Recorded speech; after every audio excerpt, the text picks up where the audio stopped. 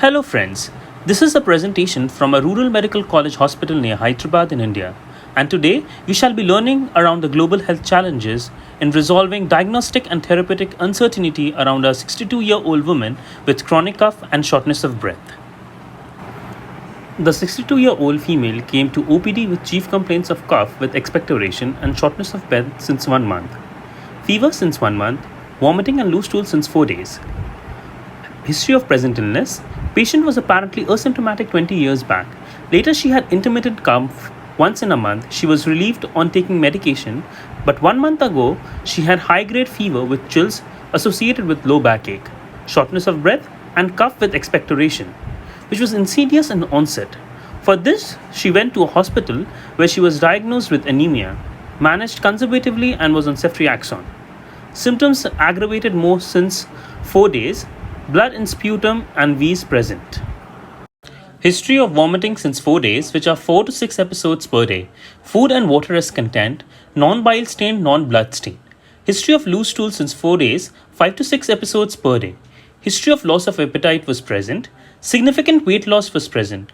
No history of burning, maturation, melena or headache. Now we will see how a thorough analysis of the history helped to list down the differentials by identifying where is the problem. But that's all. So where is the problem? Yeah, we don't want to listen to the history and all. We are starting from the end. Yeah, so he's saying respiratory problem. So it is in the respiratory system, but then which part of the respiratory system? It's such a big area. So what is making you think that she's got a respiratory problem? You just heard her. Cough. Yes, the cough itself suggests a respiratory problem. Okay, what else? Where is the respiratory problem? On your findings and everything, so you see, it's very important in the long case in respiratory system.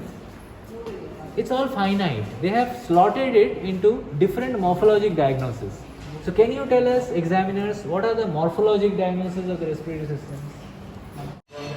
Bronchiectasis, yes, that's the MBBS diagnosis. Bronchiectasis, okay, yes. Asthma, Bronchial asthma, very good. What else? COPD. pneumonia. Pneumonia, consolidation.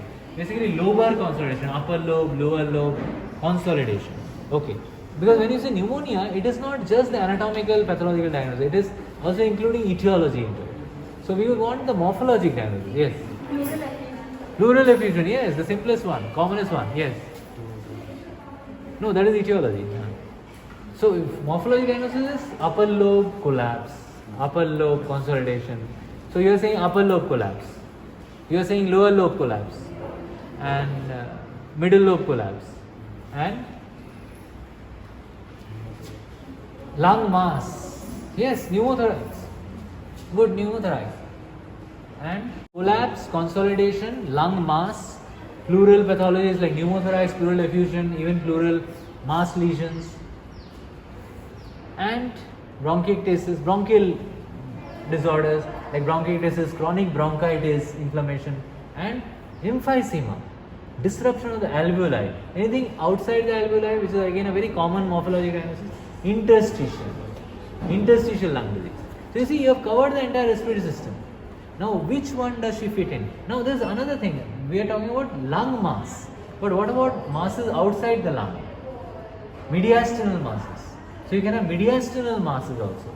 It can be in the anterior mediastinum, it can be in the posterior mediastinum. So what are the structures which tell you where the mediastinum is? Where is the upper mediastinum in the clinical examination? What structure in the clinical finding tells you the upper mediastinal problem? And what clinical finding tells you the lower mediastinal problem? Which one? So I want to know about the upper mediastinum. What do I palpate here on clinical examination? Trachea, yes. So trachea is representing the upper mediastinum. And I want to know what the lower mediastinum, what do I palpate? Apex of the heart, yes. So he is going to tell us about the upper and lower mediastinum. Has it shifted or not? So tell us, has the mediastinum shifted? Because if there is a pleural effusion, it will be pushing from that side and it will shift to the other side. If there is a lung mass, it will also push. And if it is a collapse, it will pull. So moving ahead with the past history, no history of hypertension, diabetes mellitus, epilepsy, thyroid disorders, asthma, tuberculosis, and no surgical history and blood transfusion were noticed. Even no known drug allergies were seen. So, family history, her brother had similar complaints, who died of 25 years ago. Her sister has similar complaints of chronic cough and shortness of breath and takes inhalers. So, in this beautiful illustration of a family tree was done by an intern, which further helped us analyze the familial relation of the existing problem of the patient. Both of them are not affected. This is affected. Somebody was affected like this. And here, if you had a bigger tree, like their sisters, brothers, then if you saw somebody affected there, then it would be looking like this. It's transmitting like this. So what is this transmission? Oblique transmission.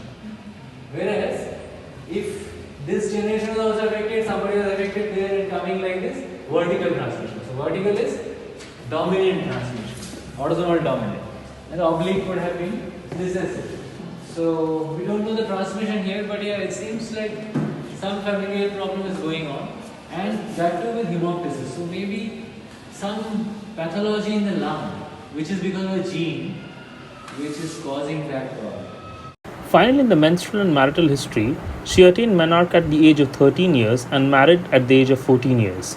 Her menstrual cycles were regular and attained menopause by 45 years of age. And now we shall move on to the clinical examination of the patient that will further help in narrowing down the differentials and management of the patient.